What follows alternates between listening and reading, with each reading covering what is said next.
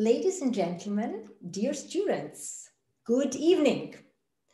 I would like to welcome you to today's WU Matters, WU Talks, a public lecture on the Nobel Prize in layperson's terms. My name is Tatjana Oppitz. I am the Vice Rector for Infrastructure and Digitalization at the Vienna University of Economics and Business. As part of the WU Matters, WU Talks, which is a series of unique panel discussions and lectures, WU has created a platform which facilitates sharing of knowledge and insights between academia and public. The objective is to address economic and social issues and thus to contribute to a responsible understanding and accountable economic action in order to solve economic, social, and ecological challenges.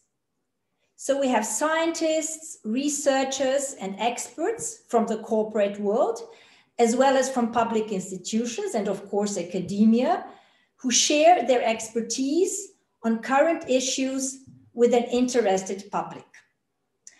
Ladies and gentlemen, I hope that you're as much intrigued as I am by the title of our today's lecture. As you are most probably aware, Nobel Prizes are awarded every year in December on the anniversary of Alfred Nobel's death.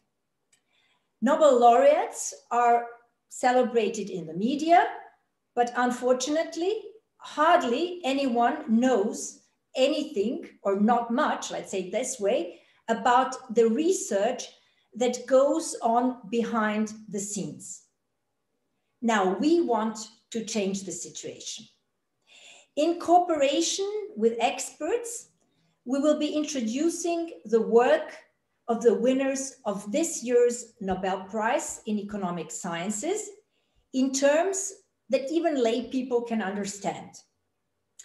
Paul Milgrom and Robert Wilson are the winners of this year's Nobel Prize in Economics for their improvements to auction theory and inventions of new auction formats. Our panelists will analyze the innovative power of the work, and of course they will discuss its significance and potential applications in practice. Now, I would like to take the opportunity to thank WU's Department of Economics for organizing today's public lecture. WU's Department of Economics hosts 9 institutes whose specific priorities encompass additional research topics such as applied microeconomics and empirical industrial organization, macro and international economics, and economic policy with focus on public and labor market economics. Moreover, I'm very happy to introduce Mrs. Maria Marchenko.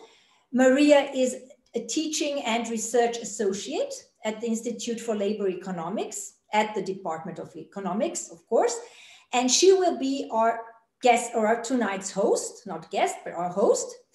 Her research lies in the field of applied and theoretical econometrics using state-of-the-art techniques and theoretical concepts with applications to network and labor market. Now, last but not least, a very warm welcome to our distinguished guests on our virtual panel, Martin Janssen. Martin Janssen is Professor of Economics at the University of Vienna, and Stefan Felder, joining us from Austria Telecommunications Agency, RTR. Ladies and gentlemen, you will also have the opportunity to watch a very interesting interview with Alvin Roth, who jointly with Lloyd Shapley was awarded the Prize in Economic Sciences in memory of Alfred Nobel 2012 for the theory of stable allocations and the practice of market design. I am sure that our panelists will share very many valuable insights with you tonight, So I want to thank you, ladies and gentlemen, and dear students. Thank you very much for joining us. Enjoy the discussion. And now I would like to give the word back to you, Maria. Thank you. Thank you, Tatiana, for a great, very warm welcome. It is my pleasure on the behalf of the economics department to welcome our panelists and welcome our guests online for today's lecture.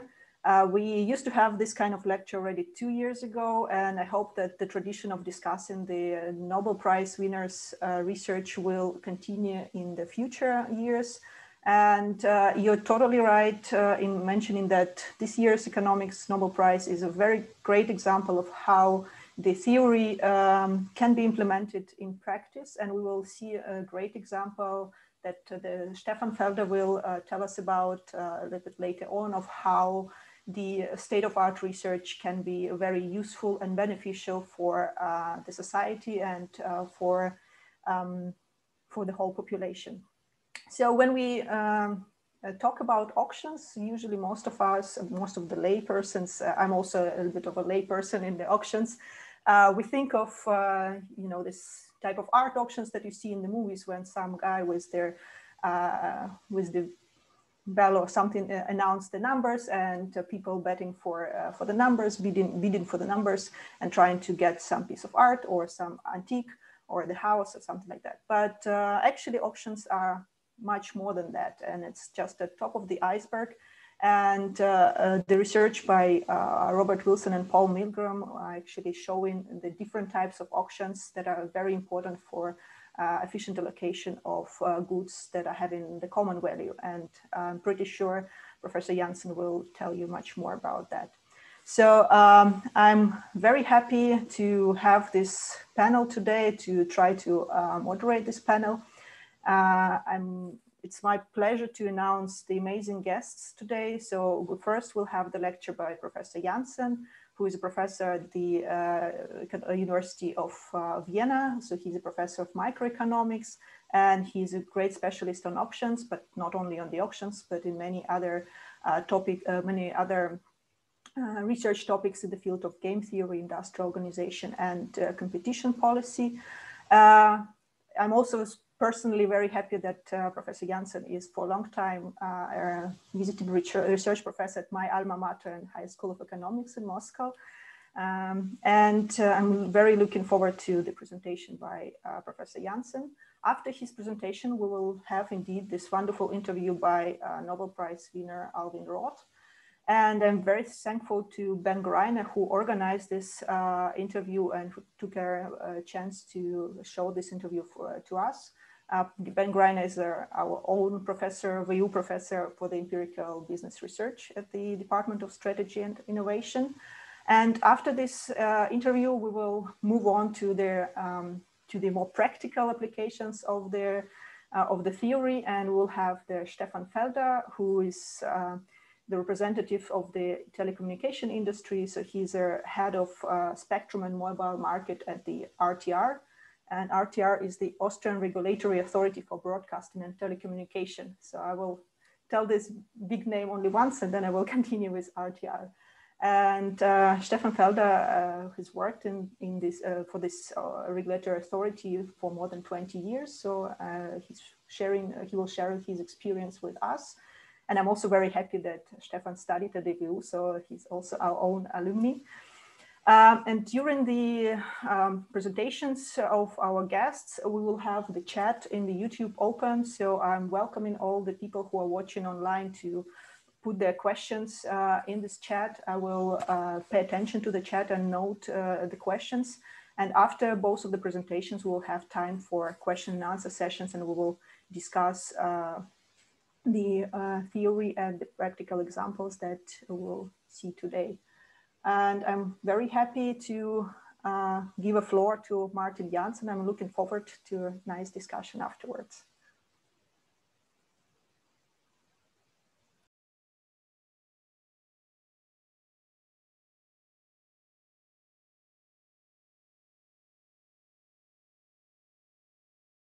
Martin, you're on mute. Okay.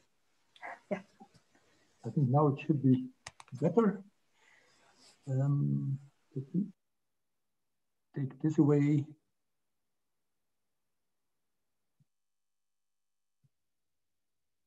Take this away. So thank you very much, Maria, for the nice introduction. And I'm happy to tell you a little bit about the background of this Nobel Prize in auction theory and new auction formats. As Maria said, I'm a professor at the University of Vienna and also a research professor part-time at the Higher School of Economics in Moscow. As you probably are aware, and it has already been said, so the Nobel Prize this year in economic sciences has been awarded to Paul Milgram and Robert Wilson, who are both at Stanford University, and they got that prize for the improvements to auction theory and the inventions of new auction formats. And I think as any Nobel Prize, because it is such a big prize, not so much maybe money-wise, but especially prestige-wise, any prize will probably raise some questions. Why particular to these people? Why particularly to this area of research? Are there not other areas of research or other people that might also deserve a Nobel Prize or may even have more reasons to deserve the Nobel Prize? And so that's the main, I think, question that I would like to try to raise and to try to show to you why I think it is really a very good idea to have given the prize this year to Paul Milgram and Robert Wilson. Yeah, and of course I have read things online in the discussions in newspapers, and there are always some questions related to the Nobel Prize. And in particular for, I think this year, 3 questions might be important. The first question is, what is there actually so kind of difficult or so strange or so something to learn about auctions? Because at an intuitive level, we seem to understand auctions very well. I mean, Maria was already giving the example of an art auction. It is shown on television, in films and whatever you have. And it doesn't seem to be very complicated. There is an auctioneer, he raises the prices. People are waving with their hands that they are still wanting to have the object at that price. And at some point, nobody wants to bid anymore. And then the last bidder wins and gets the object at that price. So that doesn't seem to be so complicated. And the question then is, why should you really have a Nobel Prize, which is awarding scientific achievements for such a thing as trivial as an auction? And I hope to convey to you today that auctions, maybe for one object and for a particular thing like an art object, maybe they are somewhat easy, but there are many other auctions and many other contexts where actually that is not the case, and where quite a bit of ingenuity is required to hold an auction in a proper way. The second question I will address is, why to this area of auction theory? Because auctions, you might say, award things to the highest bidder. So this is the kind of prime example of a kind of market-oriented place. And maybe nowadays we have more important questions related to inequality, poverty, or environmental issues.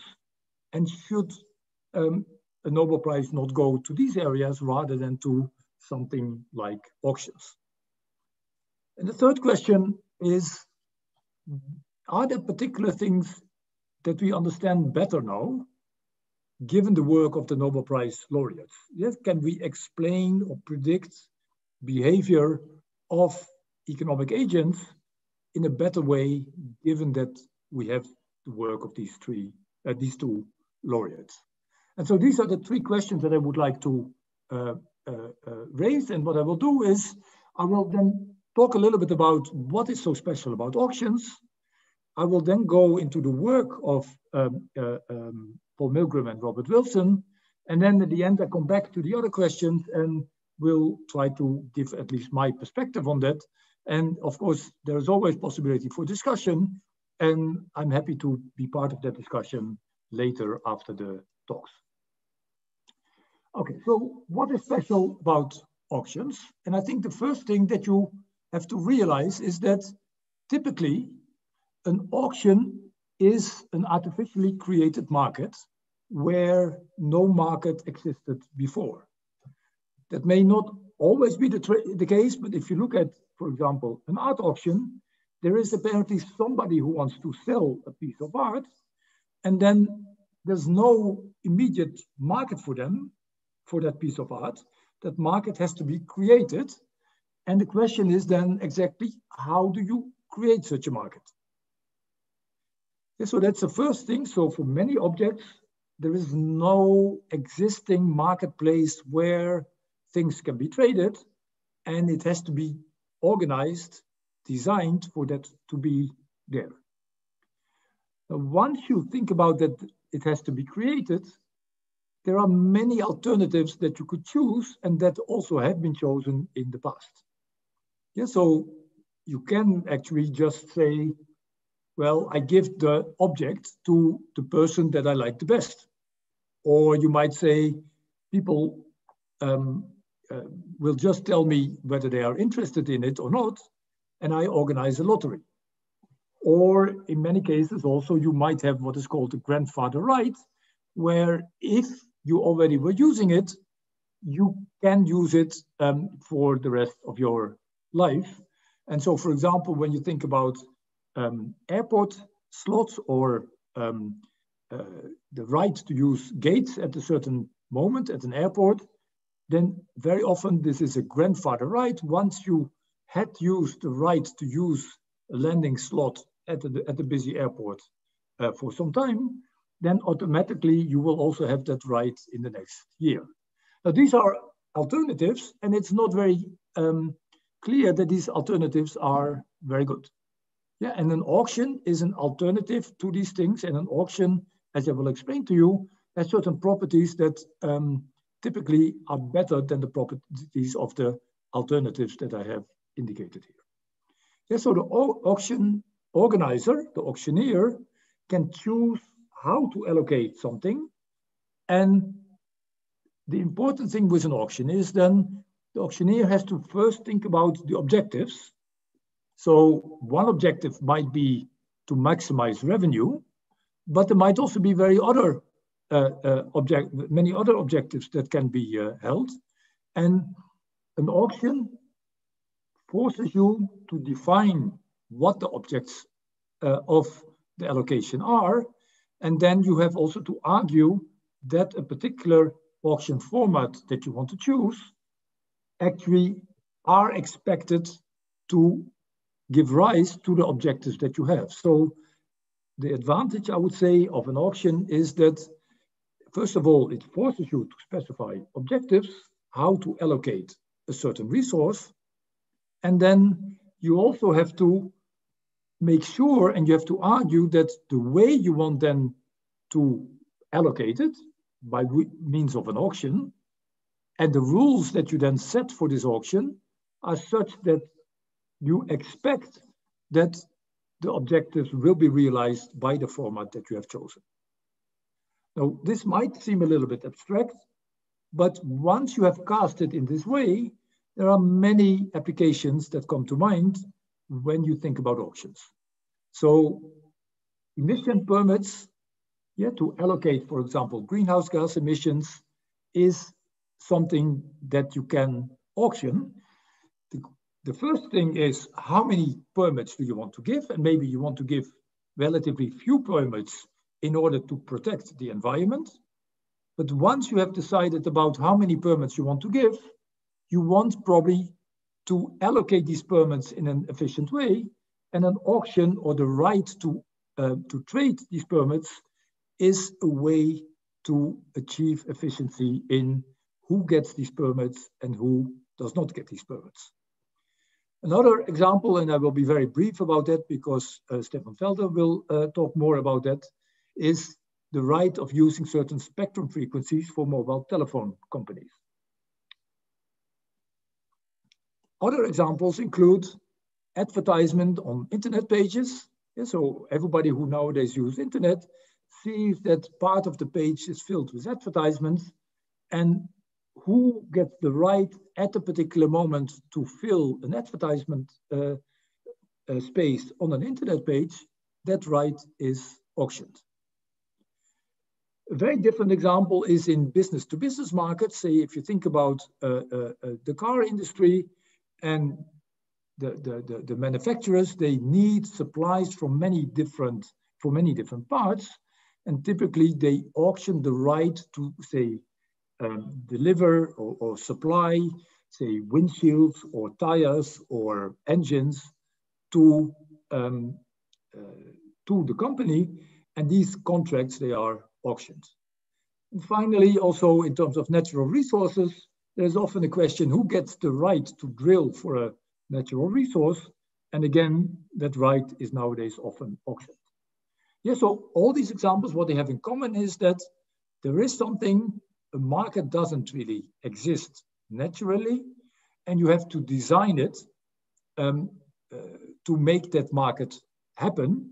And what is then important is that you realize that all these examples have this on the one hand in common, but on the other hand, there are important differences in the context where these auctions are held. In one case, it is of prime importance that the auction will be held very, very quickly. For example, for the right to advertise on an internet page, you don't want to wait for 2 days before you can access an internet page. Whereas, for example, for spectrum rights, if an auction lasts for 2 weeks, it is not so much of a problem. Other contexts that are important, I will go on the next slide. Yeah, so contexts are important, and Milgram and Wilson have realized that auctions can be held on the one hand, but that the context of these auctions is extremely important in order to understand what auction format might be appropriate. And I will focus then on 2 examples. But of course, these are only 2 examples.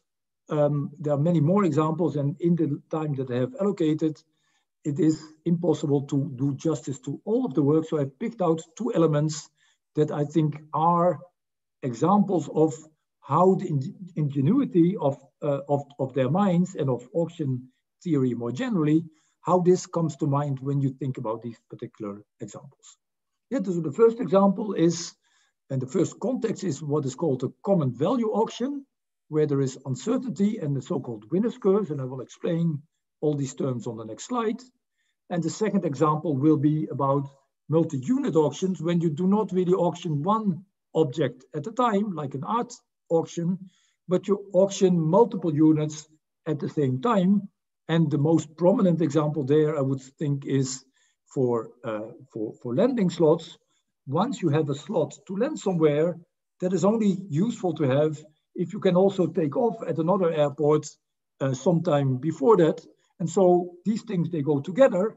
And that means that you don't value only a landing slot, you also want to have a slot where you can depart. Good. The winner's curve. And that is mainly related to the work of Robert Wilson. And the pictures that I have here, I've taken from the website of the Nobel Prize committee. And you see there also the reference for the, so they have this beautiful drawings, and this I think is a particularly nice one. So here you see that there is an auction, and there's an auction for an amount of fish. There's fish in a box, and you can bid to, as a kind of shop, you might bid to get the fish, and the highest bidder wins and gets the box with the fish. So you see here that different, in this case, cats are interested in buying the fish. And the highest bidder is the one with 50. And so he wins the box of fish. And the question then is, should the winner in this circumstance be happy with winning the auction or not? And so the winner's curse is really about this. And what is special about it is the following. The winner's curse arises in situations where there is a common value. Yeah, so this box of fish has a value that is more or less the same for every cat that is around there. But because the number of fishes in the box is uncertain, nobody knows exactly, could not really count how many fishes there are. It's a common value, but it's an uncertain value. Now, if you would organize what is called a sealed bid auction, where you can bid once and not anymore adjust your bid afterwards, then the following might happen. And in, for example, drilling for oil rights on oceans, this also has happened in practice. So what can happen is the following, and that's a very natural thing. So different bidders have different estimates of how much fish, in this case, there is in the box. And the bidder that is most optimistic probably has the highest estimate and therefore makes the highest bid and wins. But after having been announced as the winner, the bidder knows that all the other bidders were less optimistic because they had bid less. And the reason why they were bidding less was that they estimated that there was less fish in the box than the winner had thought. So it's likely then that the winning bidder was too optimistic, because especially if there are many, many bidders, then some naturally are more optimistic than others. If the most optimistic bidder will win, then it's extremely likely that he was too optimistic and that the true value of the box of fish in this case is actually much lower than what he was bidding for. And that's what in the picture is also indicated with the different cats. So you see that the green one somewhere in the middle might be the real value of the box of fish. Different cats make different estimates. The black one close to the green one is the mean estimate, and the mean is probably relatively okay and relatively accurate. But what is important with the auction is that it's not the mean that wins, but it's the highest bidder that wins. And the highest bidder is likely to have an estimate that is way higher than the real value of the box of fish. And so therefore, the winner, after he or she is announced to be the winner, is likely to regret being the winner. And that's what is called the winner's curse. So Wilson was the one who invented this or developed this notion of the winner's curse. He actually also then developed how to bid in such an auction. And in particular, what he realized is that once you understand this winner's curse, you will, if you participate, you will seriously lower your bid in order not to fall into the trap of the winner's curse. And that is called bid shading. And so if that happens and everybody is seriously lowering their bid, the revenue of the auction will be low. So Wilson then realized that it's not a good idea in cases that there is a common uncertain value that you hold a sealed bid auction. And it's important that you hold an open auction where during the auction you can learn about how others are evaluating the value of the object.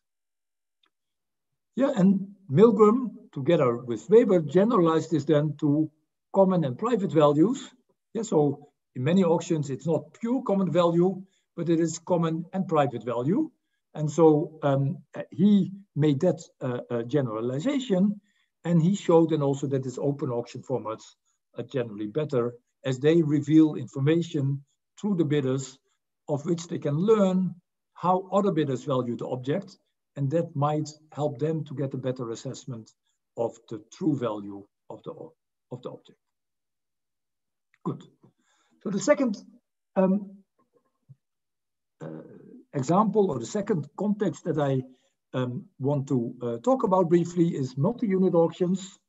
The typical example, as I said here, is runway slots. But as Stefan will also explain to you later, in telecom auctions, typically you also have multi-unit auctions. Yeah, and so the multiple blocks of frequencies will be auctioned.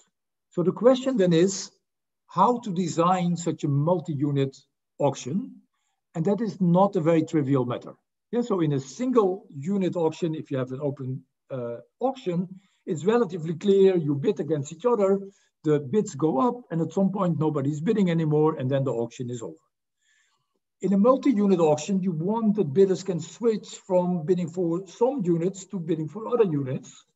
And even though maybe for some units there's no bid anymore, the question is whether you want to close the auction at that moment for that unit, or whether you still want maybe that at a later moment, other bidders can switch back to that unit because the price on the other units became too high, and given that price, they want to go back anyway, to the previous units.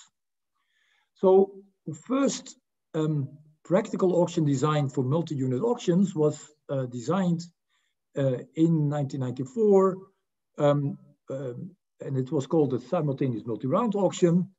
Milgram and Wilson were the co-inventors of that auction, and it was an open auction, but where multiple units could be auctioned in one auction. And again, that's important because you don't want to do it separately, because it might be that for individual units, the bidders do not really have a value. They really want to get several of these units. Now, this simultaneous multi-round auction has been used and organized in many different contexts.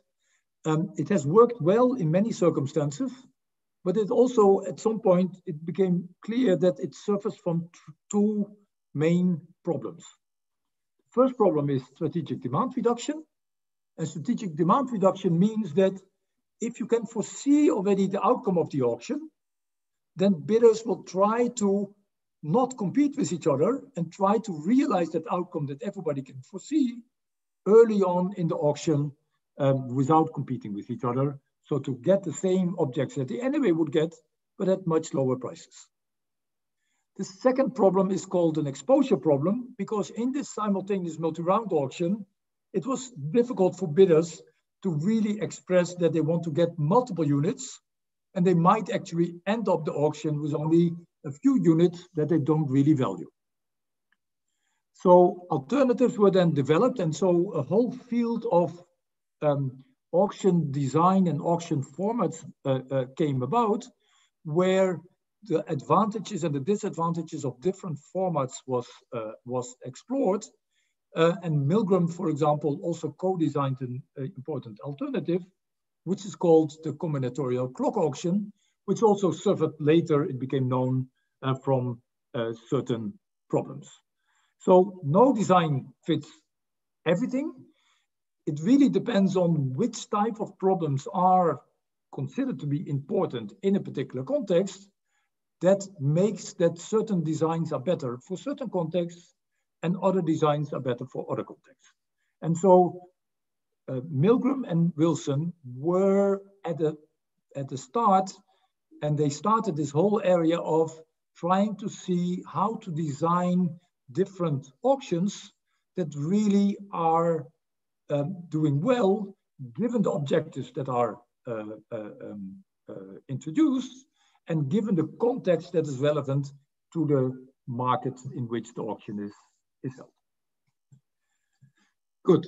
So I hope I have now explained to you why I think auctions are not as trivial as you might think if you only look at art auctions. Yeah, so common values and multi-units are just two examples of complexities that can arise. And to solve these issues, quite a bit of ingenuity is required to come up with new designs and to also be able to try to foresee what bidders will do in these auctions. Whether you want it or not, auctions are everywhere in our daily lives. And so it might be that you are not particularly interested in drilling for natural resources, or you're not particularly interested in business-to-business markets, but because auctions are really around everywhere, and also on the internet, it is this combined importance that makes, I think, that auctions really deserve to get the place that they got this year, namely that the Nobel Prize was awarded to that. Because if you increase efficiency in all these auctions around the world that have been held every day, you really can economize a lot of money. As Stefan will say, also the government can raise a lot of money by holding auctions. And this then can be used for all kinds of government purposes that you might want to think about, including, for example, social security, health issues, or other social issues that you want to accommodate. Yeah, so it's not really that auctions are against climate or against inequality. It is really that the revenues that you can raise can be used for all these things that you otherwise would like to realize. Now, what I'm not so sure about is whether we actually are better able to predict what bidders are doing in auctions. And as I would say, it's probably not the right way to look at the value of the work of Wilson and Milgram to say that we now better understand how bidders bid in an auction. The problem is, and the reason why I think it's not good to have this as a metric, is that you never know exactly what would have been the alternative. And so if you would not have held an auction, or if you would have held a different auction, you would never know anymore what that alternative would have raised. And so therefore, it's difficult to assess really the value for any particular instance. What I do know is that because of the structure that is imposed by auctions, it is extremely difficult to fuzzle around. And so therefore, in many countries where corruption might be an issue or where there is a lack of objectivity, an auction really is a way to constrain the whole process and to stick to rules where otherwise it might be difficult to do so. Now, the success of this year's Nobel Prize, I think, should really be understood as a new kind of approach in economics that becomes more and more prevalent throughout society, which is that it is not anymore about explaining or predicting behavior, but it is really about designing new mechanisms and designing new mechanisms to allocate resources. And if we can do that really more efficiently, then we are able to generate a lot of benefit to societies.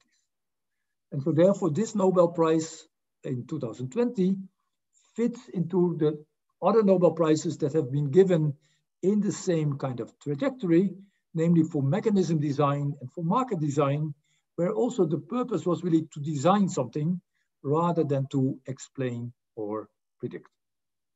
Good. I would like to stop there, give back the floor to Maria, and I'm looking forward to the discussion and the questions you have afterwards. Thank you, Martin. It's a great presentation. Thanks a lot. You actually already hinted a couple of moments that I decided for myself that I would like to discuss. So it goes very well into what you just said. I will, of course, wait until the end of our presentations. And thank you again. Before we move on to the practical examples of Stefan, as I said, I would like to show you their small video that Ben Greiner prepared for ours with the 2012 Nobel Prize winner, Al Roth, who was also the PhD student of one of this year winners of Robert Wilson. So thank you, Ben, again for this interview, and I will share the interview now, and I hope you will be able to see and hear it.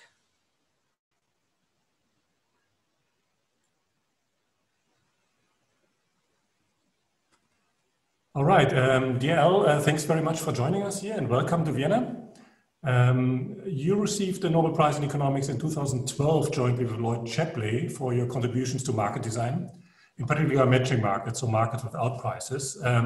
But you also know this year's laureates, Bob Wilson and Paul Milgram, very well. Bob was your PhD advisor. Paul Milgram was a fellow PhD student. So we wanted to ask you a few questions about them and about the Nobel Prize in general. About 20 years ago, you and Paul Milgram taught a joint course in Harvard, which probably was one of the first ever courses taught in market design. Can you tell us a little bit from this time and how this went? Well, it was a very exciting course. We were making each lecture new when I attended all his lectures and he attended all my lectures. And I remember it was exciting and the students were excited. And our main examples at that time in matching were work I had done on the medical market for American doctors and work he had done on the first spectrum auction. And it was quite a thrilling intellectual experience to put the course together. But I remember worrying a little bit that the examples would get old over time and that we might always be talking about these old examples as we got older ourselves. And fortunately, it hasn't turned out that way at all. We always have new things to talk about. So that's been something I'm very grateful for. Mm-hmm. You once said that market design is a team sport. What roles would you assign Bob Wilson and Paul Milgram if they would form a dream team with you? And what other roles would you need to fill them? Well, they would be the captain and co-captain of the auction part of the team. My colleagues and I work more on matching markets. Parag Patak and Attila Abdelkaderoglu would lead the part of the market that's involved in school choice. Itai Ashlagi plays an important role in kidney exchange. Eric Budish thinks a lot about financial markets. There's a group of people, including Tommy Anderson in Lund and Axel Pedelboim in Oxford, who think about refugee resettlement. So, if it's like the Olympics, we could have lots of different sports and there would be captains of each team. In market design, you're also using different methods like theory and experiments. Muriel Niederle would play an important part in the experimental methods section of our team. That's a little bit in James Bond movies. Before he went on a mission, he would go see M to be outfitted with the latest methods. So Muriel would be our M. Yes. There's computational methods of all sorts. So Itai Ashlagi might be the methods man there. There's theory of matching, theory of auctions, theory of financial markets. So almost everyone does a little bit of theory because each market is different. So the tools we need have to be chosen and built for each market that's being designed. Mm-hmm. You once said that Bob Wilson rescued you from having what looked like a very short career in academia. So what happened back then? Well, so I flunked my qualifying exams. Oh. So I was going to pass some exams. There was one subject area that I didn't care for very much. And I planned to study hard for the exam and then forget all that right after the exam. But I peaked too early and forgot it before the exam. So I flunked, but Bob stood by me and I was allowed to take it again and have a somewhat longer academic career. So Bob Wilson was actually your advisor. So how did it feel when you yourself got a Nobel Prize before Bob actually received it? So Nobel Prizes are funny that way. I mean, obviously I got the Nobel Prize before many, many people who should have received it. Bob in those days didn't travel, so he didn't come with us to Stockholm. I would have liked it if he had. Paul came with us, as a guest. You're allowed a certain number of guests, so it was a lot.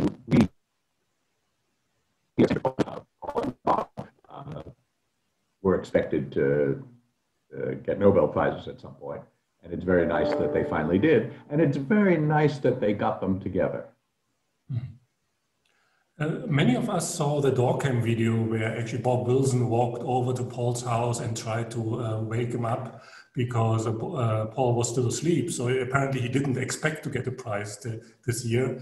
Are there any prior signs that may indicate that you are considered for a prize, or do you get especially many calls from Swedish colleagues or something like that?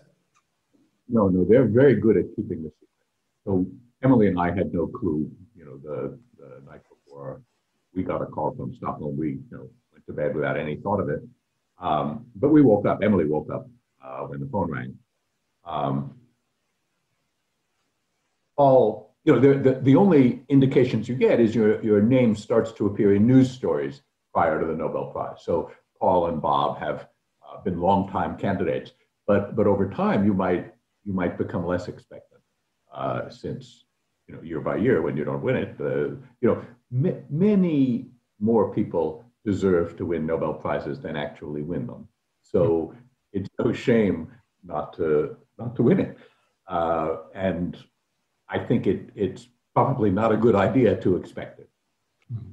So if there's a young researcher in our audience who feels she may be aiming to achieve a Nobel Prize sometime, many young researchers have high expectations. What would be your recommendation? So how should you go about it? So what's the secret of Bob and Paul of you? So I think the secret is not to think about the Nobel Prize, but to think about what work you're doing and to find work that you think is important, but that you also enjoy the day-to-day labor of doing it. Because if you don't enjoy it, you won't be able to work hard enough to do all the things you hope to do. So, very early on, before I knew what I was going to do with game theory, I knew that I liked game theory. I liked to think about things in a strategic way. And then as I started to get interested in market design, design is a noun as well as a verb. My early interest in market design was that I was interested in the design of markets and the institutional details, what made them work the way they did. And that was fascinating. So I think that's the story for Bob and Paul too. They were interested in auctions. Auctions have interesting mathematics, they have interesting applications, they have interesting constraints. And over a very long period of time, they've really built out the theory of auctions and the practice of auction design. So, I think that for them and for me, they got Nobel Prizes in things that they're still very interested in. Often because Nobel Prizes come quite late in a person's career, people get Nobel Prizes for things they did when they were young and they're now doing something entirely different. But I felt very fortunate, and I bet that Bob and Paul do as well, that they got a prize for something that interested them when they were young and is still interesting. So how does your research life change after getting a Nobel Prize? That's a good question because it's confounded with just getting older.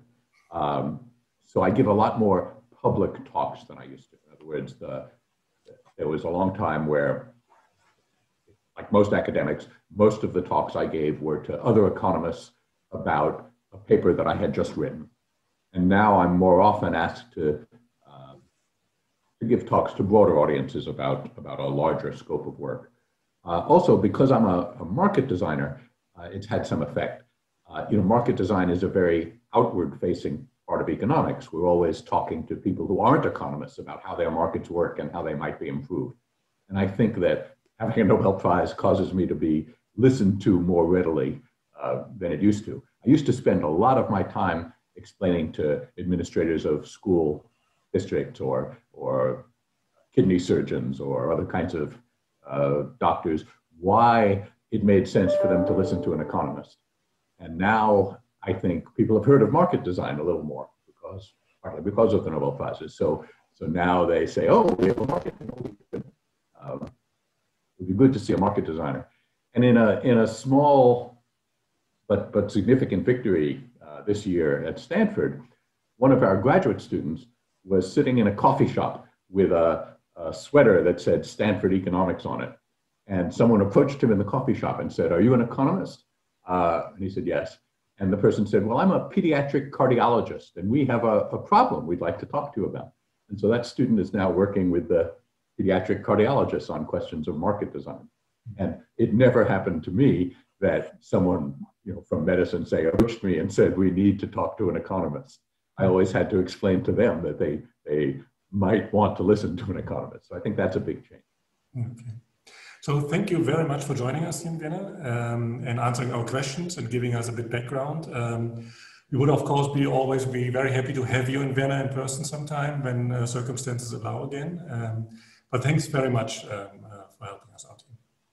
Well, thank you, and I'll look forward to visiting you in Vienna sometime. But in the meantime, commuting by undersea cable really cuts down on the jet lag.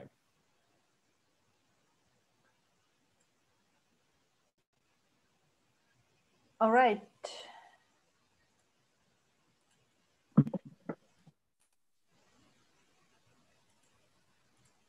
I stopped sharing and I hope you can hear me again. And okay, so as was said in the interview, we are having different markets, and all different markets might need different systems and different rules. And on that point, I will give the floor to Stefan Felder to present us about the spectrum auctions in Austria. Stefan, the floor is yours. Do you see the slides? Yes, I do. Okay, thank you very much, Maria. My name is Stefan Felder. I work for the Austrian Telecom watchdog. We are responsible for tasks such as net neutrality, spectrum for broadband, ex-ante competition regulation, or the allocation of numbers. And one of our tasks is the award of spectrum usage rights for scarce spectrum for broadband and mobile services. As you know, wireless communication systems use the electromagnetic spectrum to transmit signals over the air between devices. And that scarce resource is managed by the state, and we award spectrum usage rights to users of that spectrum for 15 to 25 years in order to protect users from harmful interference and in order to create a framework for long-term investments. As Martin said, there are different mechanisms to award the scarce resource, and in the past, the main procedure was a procedure that is called a beauty contest, where the competent authority defines a set of criteria and then assesses the applications and the business cases of potential users and decides which user gets the spectrum. That process can be very long-lasting and legally costly. And that was the reason why, for a while in the US, a lottery system was used. And then in the late 80s, the first spectrum auction took place in New Zealand. Then we had one in Australia in 1992, I think. And then the first one in the US was in 1993 or 1994. Martin mentioned it. And then 10 years later, it was also a well-established mechanism in Europe. That's shown in the timeline you see in the slide. Auctions have some advantages over other mechanisms, and I think that's the reason why auction has become the dominant mechanism for awarding spectrum usage rights. The one advantage is that an auction gives the spectrum to those that value it at most. So there's an efficiency argument. Then auctions create market prices. That can be also a very important feature. And auctions fulfill the very high EU legal standards for award procedures. Award procedures for spectrum usage rights have to be non-discriminatory, transparent, and objective. And auctions fulfill those criteria. And I think there's an important final argument. There's no such thing as a theory of a beauty contest, but there's a very powerful and well-established theory of auctions, and that helps people like me to answer tricky questions in the design. It gives guidance.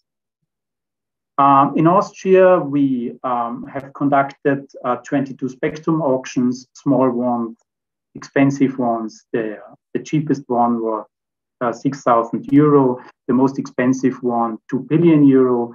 We had also small ones in terms of the amount of spectrum that was released, 1.6 megahertz. And we have big ones, 390 megahertz 2 years ago. On the timeline, you can see some of those auctions. We had 2G auctions. We had a 3G auction in the year 2000. We had a WiMAX auction, 2 4G auctions, and 2 5G auctions. I go back to the time when we started working on our first auction. That was in the late 90s. And we asked ourselves the question how to run a spectrum auction. There were a procurement tender, there were art auctions, as Martin told you, but there was almost no example of a spectrum auction in Europe. And what we did some research at that time, and we found 2 or 3 value pieces of information. The first one is a name, Paul Milgram, and the book he was writing at that time, Putting Auction Theory to Work. The second piece of information was an auction format tailored for spectrum auction, the simultaneous multiple round auction. And the third value piece of information was an agency that ran that auction and that created a very open and transparent design process at that time, where many economists were involved. Even if they were hired by potential bidders, their expertise were taken on from the FCC. And as far as I know, the two Nobel Prize winners were hired by one of the bidders. If I remember correctly, it was Pell. The two, and that's something Martin told you already, the two main issues that have driven the design are the winner's curse problem. There are a common value model, there are independent private values model, and the spectrum auction have both properties. There's a common value to bidders, for example, the market demand, but there are also private values because business cases are different, they have a different network, they need different capacity. So it's a mixed model. And as we have already heard, in such a model, a multi-round auction format performs better than a sealed bid format. And the second feature is that spectrum auctions are almost always multiple goods auctions. And they are substitutes. For example, in the US, you have auctions with hundreds or thousands of different licenses, and they are substitutes. And bidders need some flexibility to respond to price changes in the course of the auction. And therefore, a design was chosen that gave bidders enough flexibility to respond to price increases during the auction. And as the name suggests, the two main building blocks are the multiple round character of the SMA and that lots are offered simultaneously. On the left-hand side, you see a workflow or a stylized flow diagram of this SMA. It starts with the reserve price, then there's a bidding round. Bidder could submit bids for lots. Then the provisional winning bidder or the standing high bidders are determined, and the bidders have the opportunity to outbid the standing high bidders by submitting new bids. If they don't submit any new bid, then the auction is over, and the standing high bidders or provisional winning bidders become winning bidders. One of the features of the SMA is that bidders have the opportunity to switch flexible between different lots. So if they are outbid on a certain lot, they can switch to another lot in another region. One of the design features of the SMA is the activity rule. There's an activity rule that ensures that there is progress in the auction and that bidders bid sincerely. And the first activity rule was called the Milgram-Wilson rule. And that, I think, shows the impact those two researchers had on the design of that format. There are some other features. They are not very important for these discussions. And what I have also to say is that the SMA we use today is not the same SMA that was designed in the mid-90s.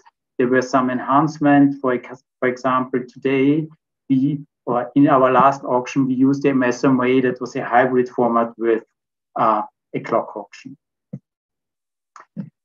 As Martin already said, there are some problems to the SMA.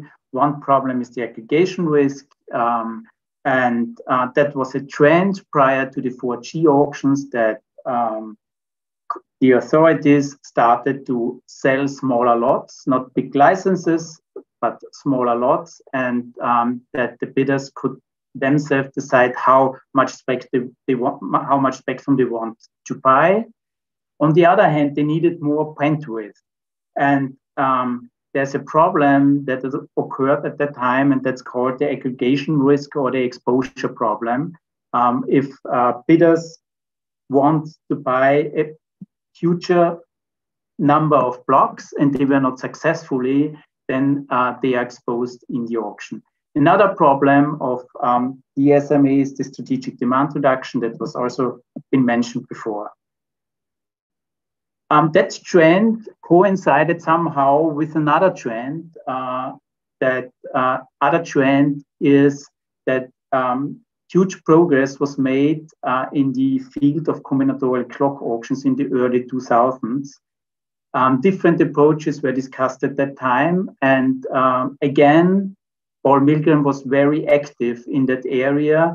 He did research on pricing rules, and he worked on a format that was called the clock proxy auction, but he also contributed to the combinatorial clock auction.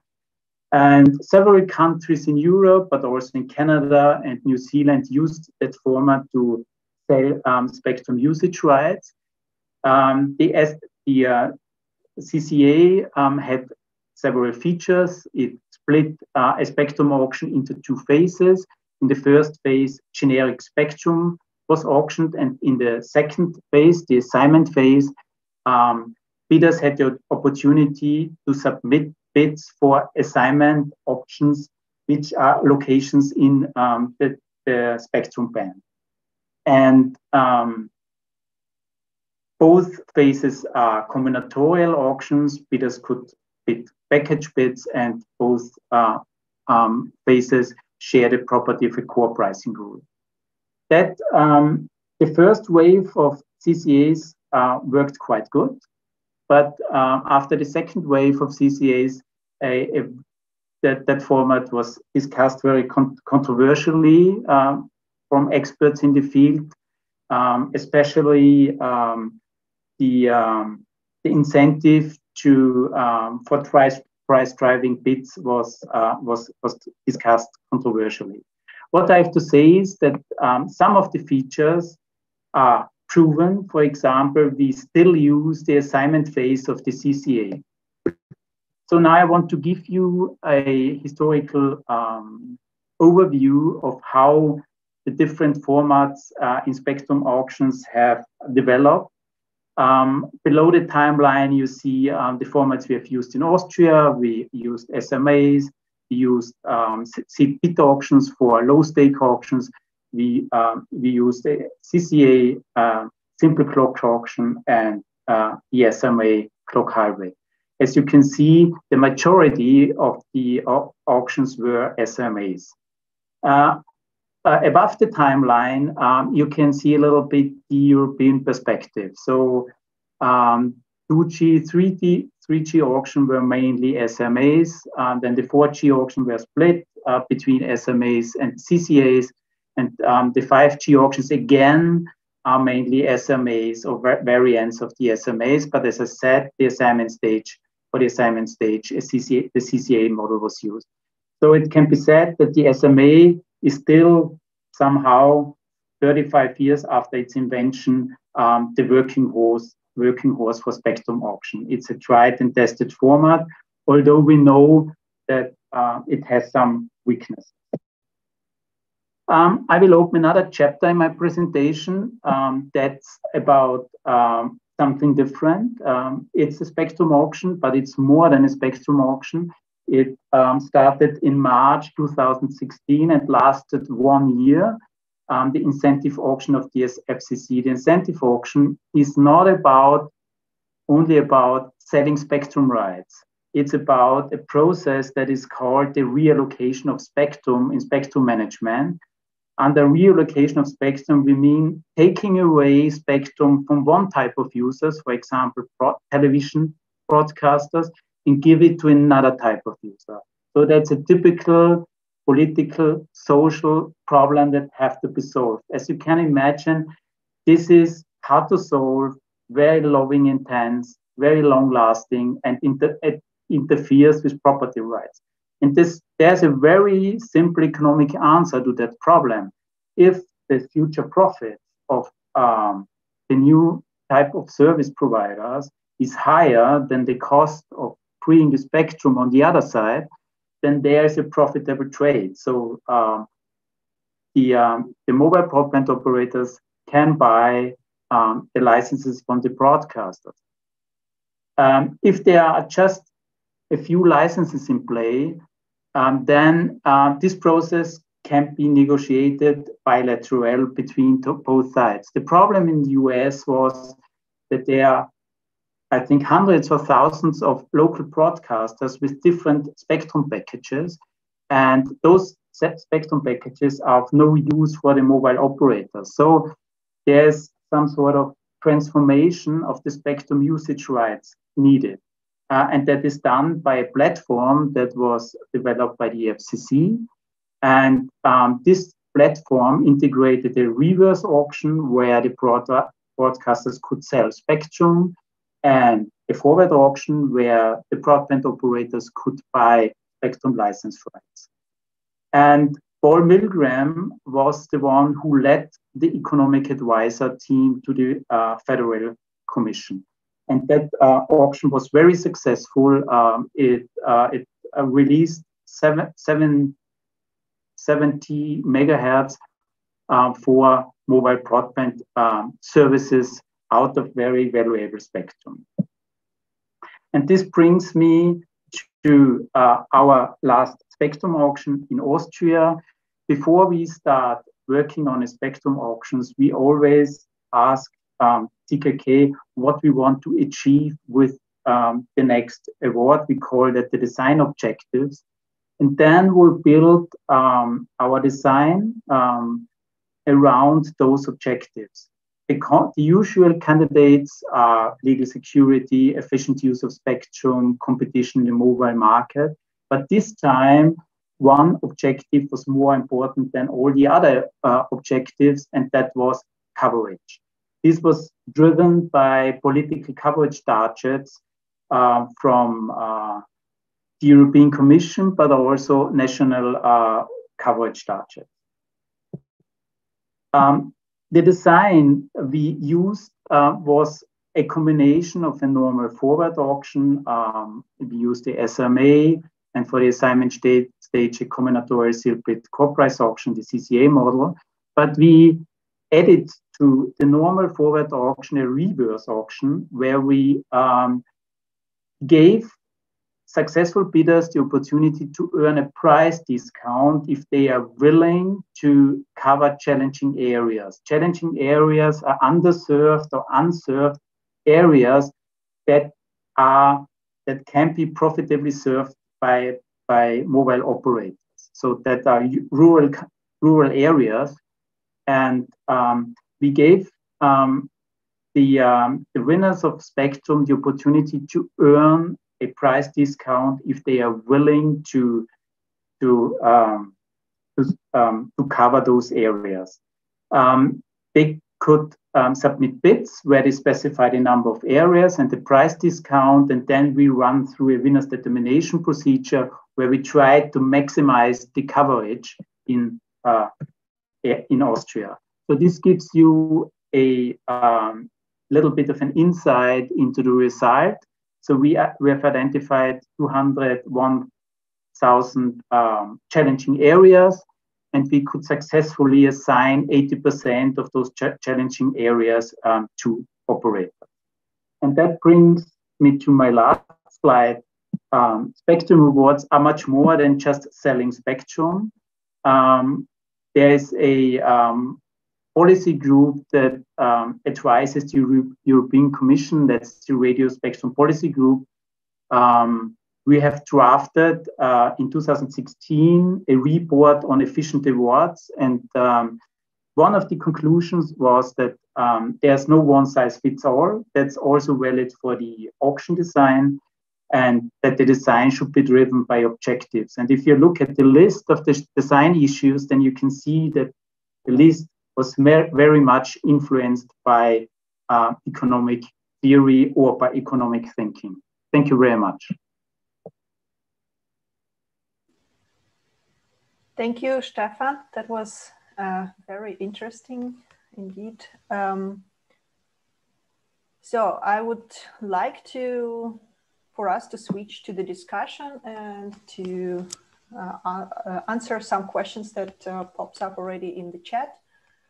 And the first question, I guess, goes more to you, Stefan.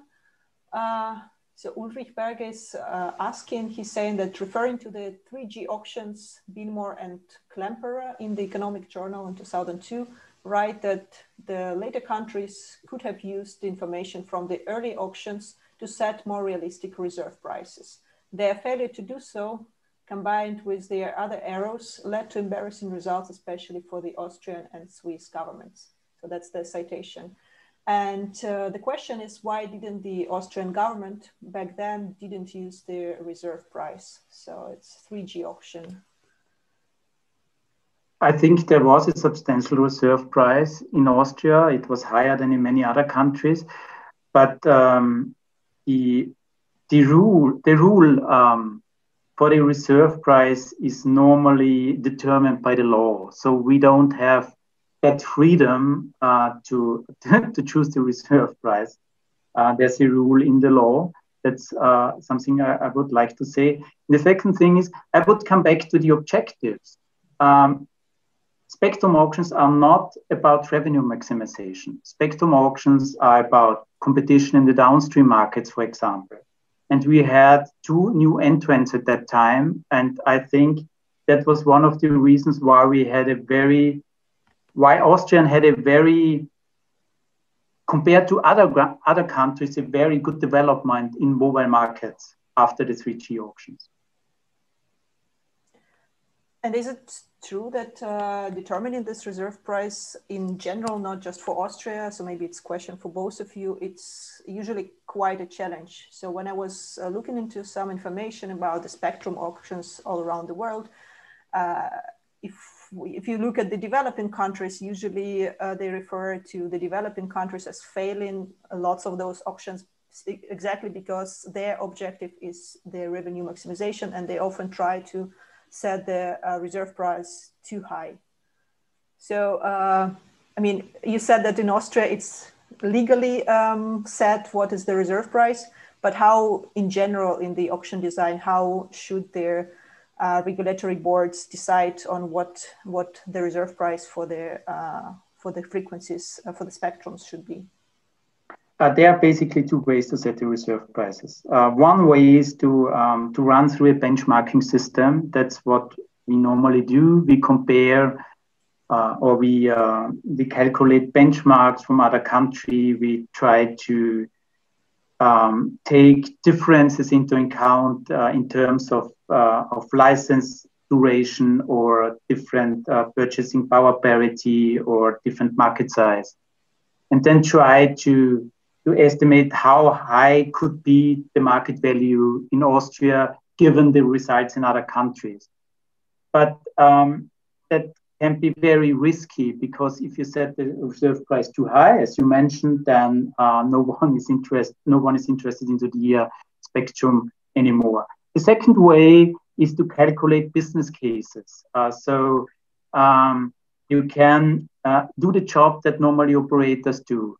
You calculate the net present value of that license, but that needs a lot of assumptions, and you can do that very wrong. Exactly. So I think it's extremely difficult to calculate, to find an optimal reserve price. It is often difficult to do also this comparison across countries, as Stefan was saying, because if you look at the auction outcomes in different countries, they are very different from one to the other, basically also because the precise conditions are also different between the different countries, and so therefore it makes it very difficult to compare different auction outcomes across different countries. And even for operators, sometimes it's difficult to really assess the value of spectrum for them because of the high uncertainty that there is over the period of time in which the spectrum is allocated. So typically a spectrum is given to operators for a period of 15 to 20 years. And in that period, so many things are still uncertain. If you look now, 15 to 20 years from now, what we will use our mobile phone or other devices, what we will use them for, we have very few clues about what we can use it. And so therefore also for these operators, it's really sometimes very difficult to assess exactly what the value is. And there's a lot of uncertainty, and therefore also to the certainty that there is how much money you have to pay now. And so if you would set the reserve price too high, very often you know that you now have to pay a lot to get the frequencies. The revenue that you will earn later is very uncertain. And so therefore it's very difficult to balance these things. All right, thank you. Yeah, I'm gonna read next question that is coming from Ben Greiner, who we already seen today. It's to both of you, and he's saying that economic theory always has to abstract very many details of the real world in order to be tractable.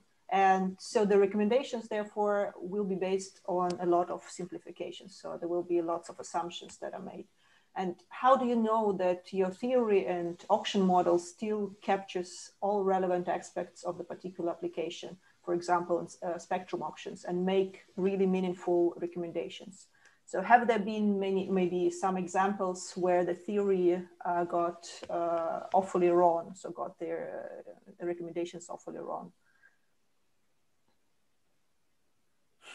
Maybe I can give it a start. I think one nice thing about an auction is that actually you can design your own rules. So an auction is in that sense different from many other applications of economics, where you have certain assumptions in the model that might actually not hold true in the real world. Now, in an auction, you can actually design the real world because you can design the conditions and set up the rules, and the bidders, they have to play according to the rules. And so therefore the assumptions that you make in the auction are typically the ones that you write down in the rules, and these are then also real because the bidders have to stick to the rules. So in that sense, auctions are different there, and I think that makes auctions easier maybe than some other parts of economics. You are, of course, right, Ben, that if you want to think about, is this auction the optimal auction, then you have to think a little bit about how would bidders behave in such an auction, and how would they behave in other types of auctions. And there, as I try to say in my presentation at the end, there it's very difficult really to know, because we don't really know the counterfactual. We don't really know what would have happened if another design would have been chosen. Finally, maybe one thing is, of course, there have been auctions also in Europe where the design was not optimal, and where there were some failures. I was many years ago participating in the first auction in Czech Republic, where the bids were not committed, in the sense that after many rounds, a bidder could simply withdraw the bids and not incur any penalty. And so the auction was going on and on for weeks and months. The prices were incredibly high. And then at some point, the regulators stopped the auction, because they thought that it's not responsible to let operators pay so much money for these licenses. But that's, I think, not the problem so much of the theory underlying it. It's simply a small detail that the regulator at that point got wrong, and that there's actually no theory backing such a design. Stefan, do you have something to add? Yeah, I can add something. I think, yes, it's true that sometimes theory might be wrong. For example, the bidding behavior and the CCAs. I think Martin can tell a little bit more about that. In the end, was very different from that was the bidding behavior that was expected when the CCA was invented. Yeah, so maybe I can say something about that. So the CCA is an extremely complicated auction model, where with placing certain bids, you can actually make a competitor bid much more without really affecting what you have to pay yourself. And so what bidders were actually doing is they were hiring not economists but computer scientists to calculate and to make extremely complicated algorithms to try to make others pay more, and to design bids in such a way that you don't really risk too much, but still can raise the rivals' costs. I have done some economic work on that, but in order to do that in practice, you really had to be a computer scientist and calculate. And so then basically the auction behavior of bidders became not really driven anymore by, I want to get something for a certain price, but more about how can I try to influence my standing relative to my competitors, and that probably was not really what you would like to have with an auction. Is it then helping when you have, I don't know, a smaller market with less bidders that can participate in those auctions, or does it? Does the number of bidders or potential bidders actually play a role in those kind of bidding behavior? Or I don't know, in a country like Austria, probably we don't have that many participants on the auctions. So you know more or less everybody. So maybe you don't need to calculate that much in this sense. Or how does that involve? As an auctioneer, I want to see as many bidders as possible, and I think you are right. That's one of the how should I say that, disadvantages of a small country. So you have always more participations in bigger countries, and that's the reason why, for example, in the US, some, how should I say, incentives that you might see in auctions, for example, collusion or strategic demand reduction, doesn't play that role that it plays in Austria, for example, where you have just a very, very small number of bidders. Yeah, that's what I thought, actually. Yeah. Thank you. There's one more question from Rupert Salzgruber, and he's asking the question in terms of bang for the buck. So he's asking about money. Is there an estimate of how much revenue the Austrian government has made so far from auctions, from state-run auctions? Spectrum auctions, only spectrum auctions, 3.5 billion, around 3.5 billion euro. Nice. And do you know how it is compared to I don't know, to similar sized countries, I would say? No, yeah, you can't do that because we started with spectrum auctions earlier than other countries. Yeah, sure. And yeah, and we had a very expensive auction, but we had also very cheap auctions. So it's not easy to compare countries. And how do you usually decide on which frequencies you will auction? Do you talk with the demand side so that you know what is the demand for the frequencies, or how is that decided? Yes, that's a very, how should I say, international and long-lasting process that goes up to the World Radio Conference at ITU, because spectrum have to be harmonized and coordinated between countries. Otherwise, you can't use it at border regions. And that's a very long-lasting process. Normally it takes, I don't know, 7 to 10 years till a new band is freed for mobile broadband services. And there are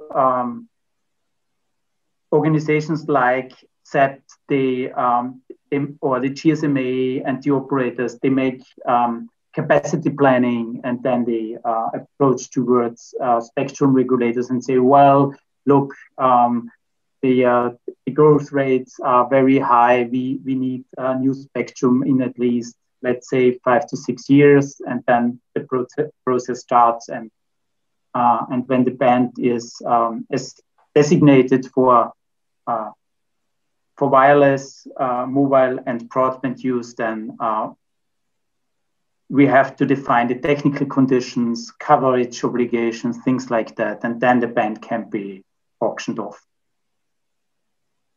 I see. Good. Maybe I want to turn now to Martin. At one of the points that you mentioned, that one of the critiques that can pop up for this year Nobel laureates is that it's ignoring the inequality, ignoring the ecological problems, etc., etc. But I was wondering that I think that the research that Milgram and Wilson were doing is also quite relevant for their emission allocation auctions. Isn't it right? So for which auctions? For emission allocations. So the externalities auctions where you. Yeah. So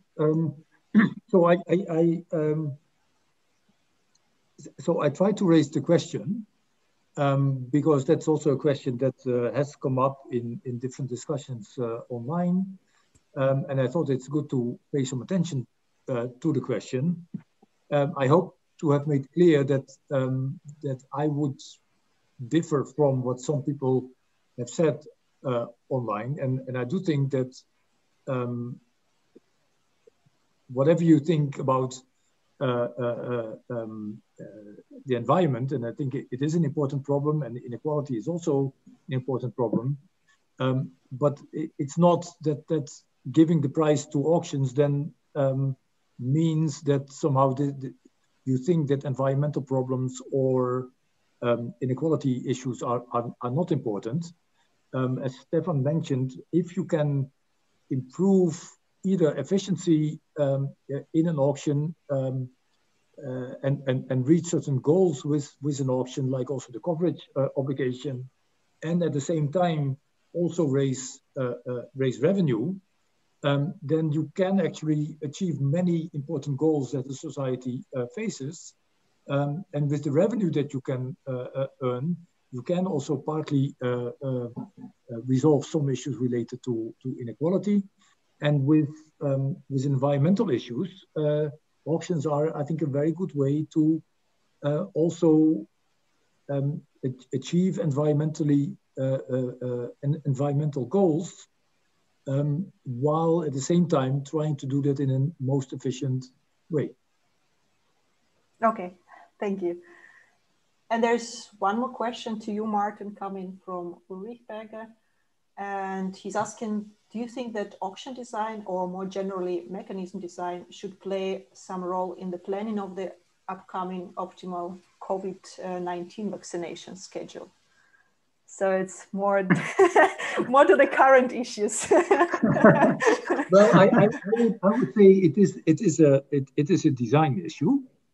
Probably not an auction design. But I would think that this would be better in terms of a matching process.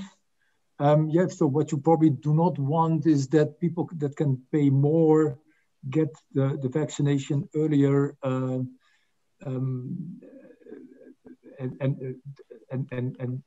don't give it to people who need it more.